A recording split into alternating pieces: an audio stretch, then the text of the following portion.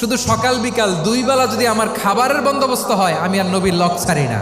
আমার আনসার সাহাবারা ক্ষেত খামারের কাজ করত, আমার মুহাজির সাহাবারা ব্যবসা করত, আর আমি নবীর সাথে সাথে থাকতাম।